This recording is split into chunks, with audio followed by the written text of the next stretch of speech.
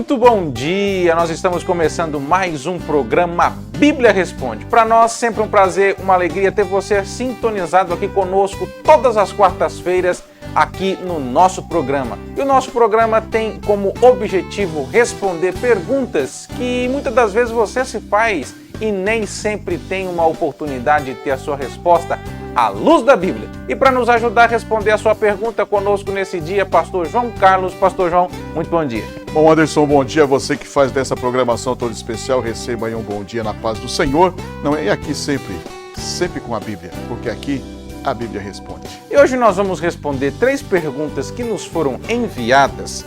E a primeira delas diz o seguinte: é pecado o crente dançar música que não seja de Deus? A você que nos fez esta pergunta, receba um abraço aqui do pessoal que faz esta programação. Um abraço caloroso, apertado, não é?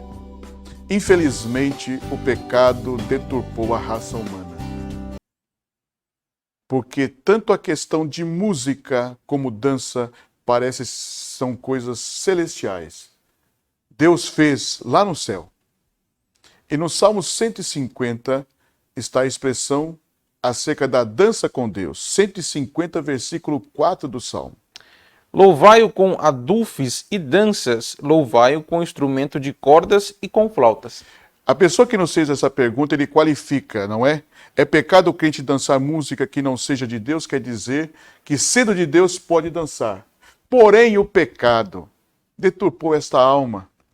E a dança se tornou uma questão sensual, não é? Por exemplo, antigamente, os bailes, eles eram voltados para que os homens encontrassem uma parceira, uma mulher que pudesse correr a vida. Hoje não. Qual que é o fim do baile hoje? Qual que é o fim da antiga discoteca, não é? Dos bailes funks? Não é isto. Você sabe que, infelizmente, é o sexo promíscuo, não é? Fora de idade, sem responsabilidade.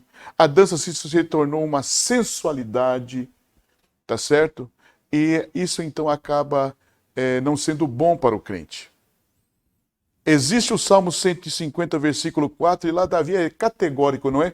Que se louva ao Senhor até com expressão física, que é a dança. Mas não sendo para Deus, que glorifique a Deus, eu creio que o crente não deve de se intrometer nisto. Isto vai muito da ética cristã. Tá certo? 1 Coríntios capítulo 6, versículos 12 a 20. Todas as coisas me são lícitas, mas nem todas convêm. Todas as coisas me são lícitas, mas eu não me deixarei dominar por nenhuma delas. Os alimentos são para o estômago, e o estômago para os alimentos. Mas Deus destruirá tanto estes como aquele. Porém o corpo não é para a impureza, mas para o Senhor, e o Senhor para o corpo. Deus ressuscitou o Senhor e também nos ressuscitará a nós pelo seu poder. Não sabeis que os vossos corpos são membros de Cristo? E eu, porventura, tomaria os membros de Cristo e os faria membros de meretriz? Absolutamente não. Ou não sabeis que o homem que se une à prostituta forma um só corpo com ela? Porque, como se diz, serão os dois uma só carne. Mas aquele que se une ao Senhor é um espírito com ele. Fugir da impureza. Qualquer outro pecado que uma pessoa comete é fora do corpo, mas aquele que pratica a imoralidade peca contra o próprio corpo. Acaso não sabeis que o vosso corpo é santuário do Espírito Santo, que está em vós, o qual tendes de parte de Deus e que não sois de vós mesmo? Porque fostes comprados por preço. Agora, pois, glorificai a Deus no vosso corpo. Então a Bíblia não vai dizer categoricamente, não é pode ou não pode. Nós vamos partir por uma linha cristã, ética, e o pecado deturpou. A finalidade hoje das danças não são para Deus. É para o corpo, é para a imoralidade. As músicas de hoje são todas elas voltadas para isto.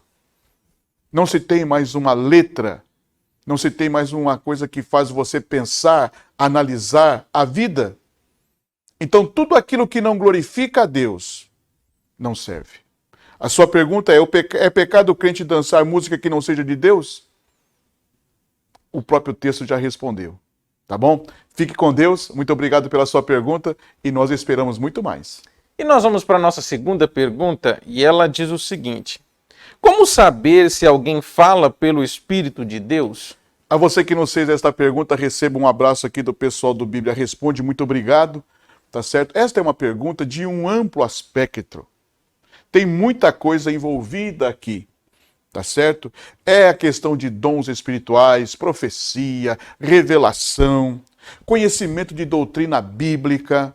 Tudo isso vai estar em jogo aqui nesta pergunta. E nós vamos pontear somente um aspecto desta pergunta, tá certo? Para te dar uma luz, para que você tenha uma direção e não seja enganado.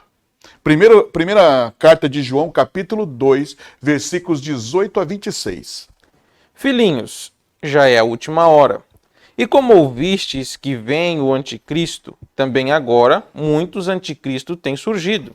Pelo que conhecemos que é a última hora. Eles saíram do nosso meio, entretanto, não era dos nossos. Porque se tivesse sido dos nossos, teriam permanecido conosco. Todavia, eles se foram para que ficasse manifesto que nenhum deles é dos nossos. E vós possuís unção que vem do Senhor, do Santo, e todos tendes conhecimento. Não vos escrevi porque não saibais a verdade, antes porque saibais, e porque mentira alguma jamais procede da verdade. Quem é o mentiroso, senão aquele que nega que Jesus é o Cristo? Este é o anticristo, o que nega o Pai e o Filho. Todo aquele que nega o Filho, esse não tem o Pai. Aquele que confessa o Filho tem igualmente o Pai. Permaneça em vós o que ouviste desde o princípio. Se em vós permanecer o que desde o princípio ouviste, também permanecerei vós no Filho e no Pai. E esta é a promessa que ele mesmo nos fez, a vida eterna. Isto que vos acabo de escrever é acerca dos que vos procuram enganar. Então você observou aí que João vai dar uma resposta a cunho doutrinário. Ele está falando de Jesus homem e de Jesus Deus. E aqui havia um segmento dentro daquela igreja, os gnósticos e os docéticos, que justamente negavam que Jesus era Deus ou que Jesus era homem. Então é um tipo de engano. E ele vai usar a palavra anticristo, contra Cristo, quer dizer, pregando contra esta verdade doutrinária da palavra de Deus. Então todo aquele que usa de mentira e de engano e que não é da sã doutrina, fique atento. Às vezes nós erramos o nome, nós trocamos Elias por Eliseu, Moisés por Josué, mas trocar a doutrina, isso é muito perigoso, porque produz heresia e produz aí, uma distorção de vida e de compreender esta verdade. A sua pergunta é: como saber que alguém fala pelo Espírito de Deus? Vós tendes a unção do Santo. Quer dizer, a unção de Cristo está sobre nós e esta unção nos dá a capacidade de fazer esta linha de divisão entre o que é e o que não é. João, então, deixa isso bem claro. Olha, 1 João, capítulo 2, versículos 20 e depois o versículo 27. E vós possuís unção que vem do Santo, e todos tendes conhecimento. Quanto a vós outros, a unção que dele recebeste permanece em vós, e não tendes necessidade de que alguém vos ensine. Mas, com a sua unção, vos ensina a respeito de todas as coisas, e é verdadeira, e não é falsa. Permanecei nele, como também ela vos ensinou. Então, João, o evangelista que escreve essa carta, ele fala muito desse permanecer em Cristo. Jesus diz assim, que a vara que está nele permanece nele, esta dá muito fruto, ela é limpa para que dê mais frutos. Então, fique em Cristo. Como que eu fico em Cristo? Com a sua palavra. Tá certo? Então, como saber se alguém fala pelo Espírito de Deus? Primeiro, não tem o espírito do engano, nem da mentira, nem distorce as doutrinas. Essa é uma maneira de verificar isto. E a unção que vem do Santo, que é Cristo, permanecendo nele, eu vou ter o esclarecimento necessário para verdadeiramente discernir este que não fala pelo Espírito de Deus. Valeu? Muito obrigado pela sua pergunta e estamos aqui para muito mais. E nós vamos para a nossa terceira e última pergunta. Ela diz o seguinte: de que forma somos salvos pela morte de Cristo? A você que nos fez essa pergunta, receba aí um abraço aqui do pessoal do Bíblia Responde. De que forma somos salvos pela morte de Cristo? Uma pergunta doutrinária. dentro da doutrina da salvação, a soteriologia. Amém? E muito obrigado por ela. É muito importante. Por que a morte? Porque Jesus teve que morrer para que eu seja salvo. Hebreus capítulo 9, versículos 11 a 14.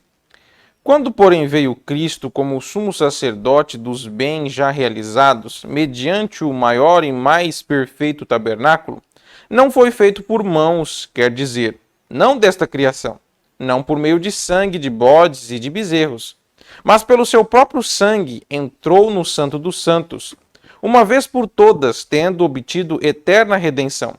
Portanto, se o sangue de bodes e de touros e a cinza de uma novilha, aspergidos sobre os contaminados, os santificam, quanto à purificação da carne, muito mais o sangue de Cristo, que pelo Espírito eterno, a si mesmo se ofereceu sem mácula a Deus, purificará a nossa consciência de obras mortas para servirmos ao Deus vivo.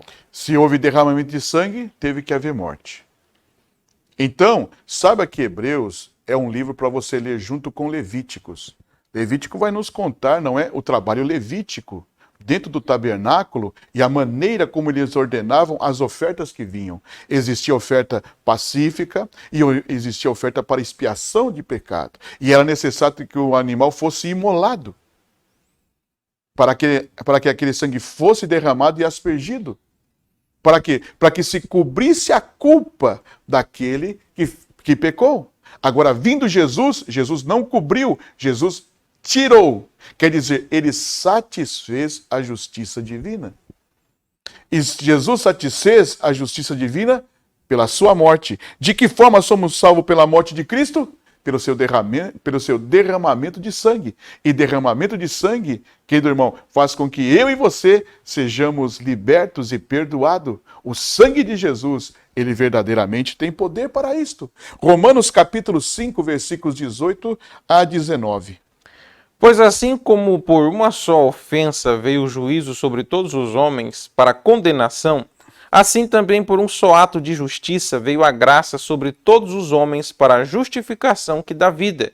Porque como pela desobediência de um só homem muitos se tornaram pecadores, assim também por meio da obediência de um só homem muitos se tornaram justos. Agora vamos somar esse versículo para compreender bem esta obediência em Filipenses capítulo 2, versículos 5 a 8.